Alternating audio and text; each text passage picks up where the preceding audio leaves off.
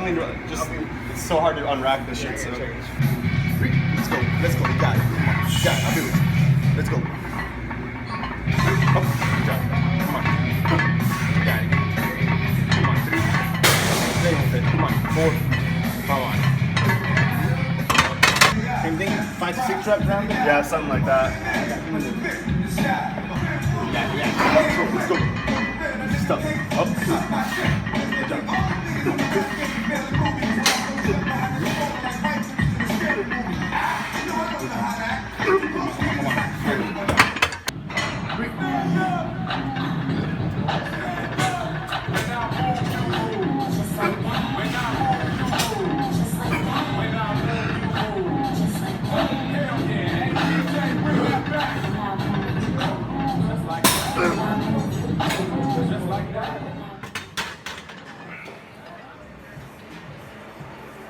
Starting my morning off with a little Rockstar. Rarely drink these anymore, guys, but it is what it is. Was kind of just craving one. So, 265 for 4. I honestly forget if I did that last week when I benched with Nolan before he went out of town, but 265 for 4 is the most I've ever benched. So hopefully, fingers crossed, we'll be getting into some 275, 285 work in the near future. But first things first, hammer strength wide row for 225, 4 sets of 8. And then I decided to do a little bit of rest pause training just for 1 set on the incline. So I hit about 4 working sets on bench, 4 working sets on hammer strength. And so I figured if I want to hit my upper chest, just do 1 giant set. So I put a plate and a quarter on each side on this machine, hit about 6 to 8 reps, and then I rested for about 15 to 20 seconds. Usually I'll take like 10 to 15 breaths, and that'll usually bring me to about 20 seconds. And then I banged out another few reps here and did it 1 more time before I dropped the weight. So you can see here I'm not using explosive movements. I've realized in my training that if I only concentrate on explosive movements, I don't work the muscle as, I don't work it as thoroughly as I do if I use contractions. So an example is if you go hit, you know, a deadlift session or a squat, well, deadlifts will usually make me a little bit sore, but say you go hit a bench session, you know, you do like 7 by 3 or something. If you've done that a few times already, you just won't get sore anymore. And you might still progress in strength, but you will not keep getting sore. You might get stronger, but eventually you'll plateau. You gotta switch your programming, drop the weight, this and that. For bodybuilding purposes, I think it's best to keep those compound movements going and keep the programming as if you're doing a powerlifting style training at least some part of the year or for a block or a few months or something like that.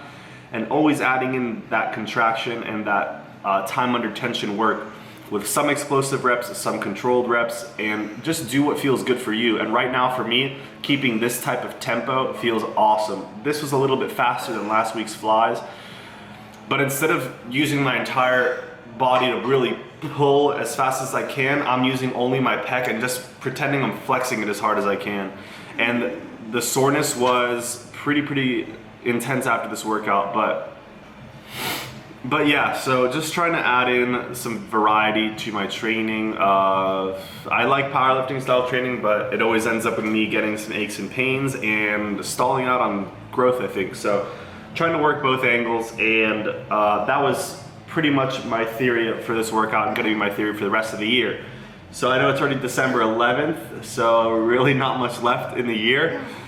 But if I can just stay away from eating crap and drinking alcohol over the holidays, I'm gonna really have a productive rest of the year. I can feel it. So definitely trying to bring the arm volume up. You guys already know.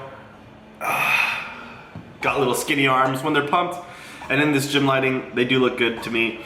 But you know, they're just lagging behind my other muscles, and it was even worse probably last year. Hopefully it's better now. So yeah, got all those sets of chest in, 14 sets or so, about 8 to 10 sets of pressing. And then I decided to do 5 high rep sets on the seated dip machine, which you guys saw. And then I did 5 light sets with the cable rope, supersetting with these little presses here. And like the title states, which I forgot I'm gonna title this, everything in this video was shot with my iPhone except for this voiceover, because that would be just stupid and the audio would suck. But yeah, that was it for chest and try. And since I'm deadlifting today on Friday and I'm not hitting upper body till maybe Sunday, I threw in some delt work, and we'll get some more back and other body parts in. But this is, it's great. It's Friday, finals is over, so I'm gonna have tons of time to focus on what I wanna focus on now, and I've got a little bit of an announcement coming this weekend. Hopefully deadlifts will go well today. I'm not gonna push 405 aggressively. I'm just gonna do what feels comfortable and kind of reset, because when I was with Devin, I pulled 405 for a ton of reps, and I think it was just a lighter bar, lighter plate. So I got get a little reset. Sorry about the guys mowing the grass. They've been at it since like 7 a.m. It's crazy. But thank you guys so much for watching. Peace. That smelly trunk though. All right guys, I'm just leaving the gym. Got to take the shirt off because it's so damn sweaty. But yeah, ended up, I don't know if it's a PR, 265 for 4 as of this bench cycle, but last year I hit 265 for 3 and I was super pumped. Pretty much the same body weight, but I was like more bulking, I don't know. But anyways, I forgot my camera at home, so everything was recorded on the iPhone, which kind of sucks because it's so hard to angle it decently. But what was I gonna say? I gotta study for finals, that's it. But when you guys see this, finals will be over, so more vids will be coming. But there was something I wanted to say. Oh yeah, high volume and squeezing on that tempo you guys saw that I talked about in the video. Legit, you must try it. So yeah, that's it, bye. That new internet though, where the fuck did that come from, talking like that? Anyways, new internet. It's about twice as fast, not like 5 times as fast as I thought it might be, but it's still pretty piss.